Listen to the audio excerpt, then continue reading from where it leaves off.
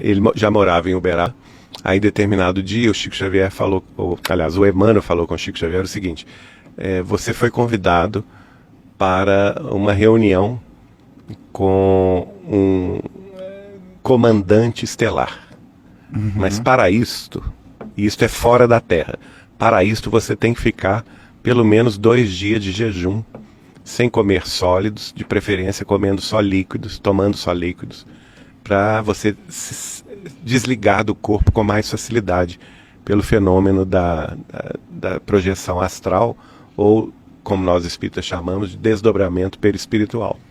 Então o Chico ficou muito curioso, né, com o que se sucederia a partir daí, e na noite aprazada o Emmanuel tirou do corpo e o foi levando até o planeta Saturno. Foi a visita que ele fez ao planeta Saturno. E ele viu, quando chegou a Saturno, ele viu que numa das grandes luas de Saturno, ele não me disse qual delas, havia uma nave gigantesca, uma nave interestelar, né, gigantesca, estacionada numa das luas de Saturno. E era para essa nave que ele estava se dirigindo. O Emmanuel estava levando o Chico para essa nave. E ele perguntou a Emmanuel: o que eu vou fazer lá? Se você vai conversar com o comandante estelar. O que eu vou falar? Você pode perguntar o que você quiser e ele vai responder. Mas como que nós vamos conversar? Eu vou conversar com... Ele entende português? Porque eu sei falar o português. Aí o Emmanuel falou com ele: não se incomode com isso, porque vocês não vão trocar palavras, vocês vão trocar pensamentos.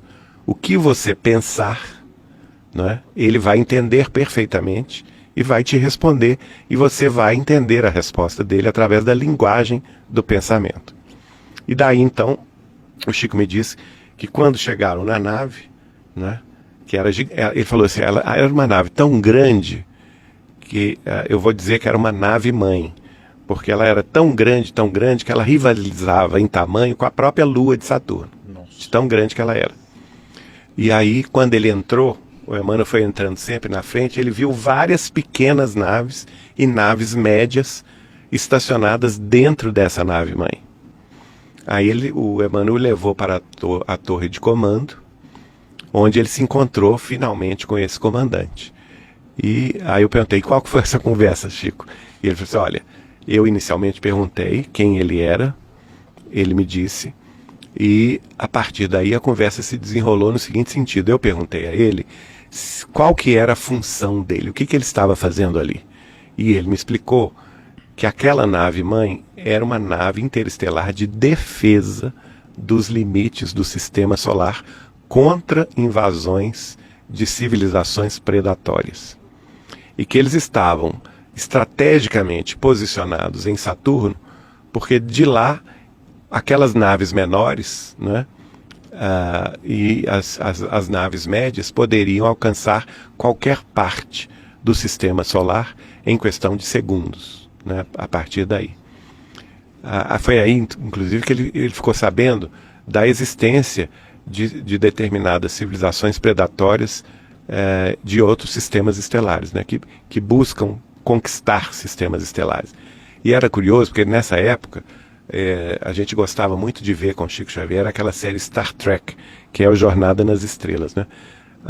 Onde o Vivaldo, que era meu cunhado na época, ele morava com o Chico, ele tinha a casa dele ali junto com o Chico.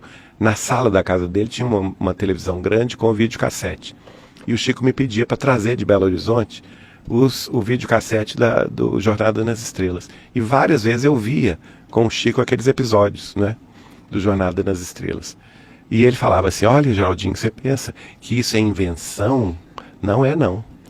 Tudo isso que tem aí existe aí no universo.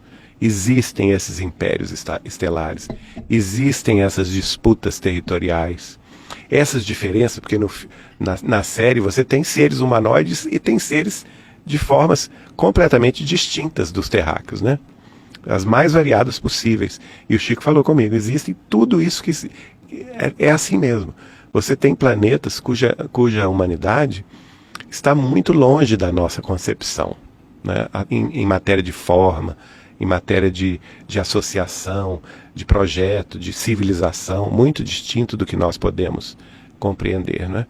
E aí, continuando a conversa lá de Saturno, ele disse que perguntou, por final, o seguinte, ao comandante se ele estava subordinado à autoridade de Jesus Cristo.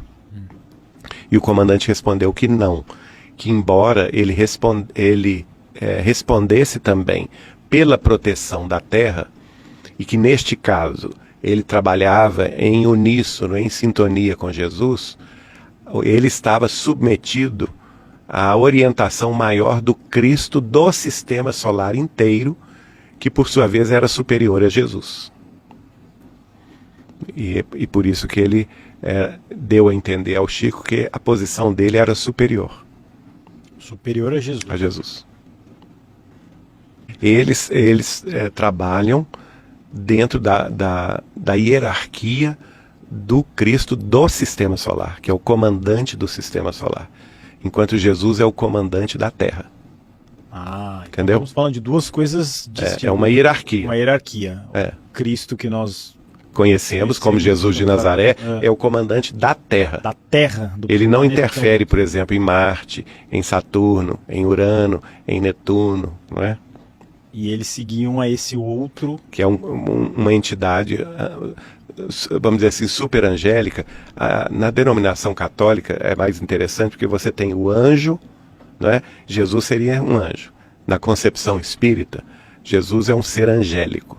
Então ele seria um anjo. Mas veja que no catolicismo você tem o arcanjo, que é o arquianjo, quer dizer, que está acima do anjo, que poderia ser, por exemplo, o Cristo do sistema solar, né? Os arcanjos dirigem sistemas estelares inteiros. Mas você tem também, na concepção católica, o serafim, que está acima do arcanjo. Então a gente imagina, ele pode dirigir nebulosas inteiras que têm sob o seu comando vários sistemas estelares. E você tem o querubim, que está acima do serafim, que pode ser, por exemplo, o Cristo de uma galáxia inteira.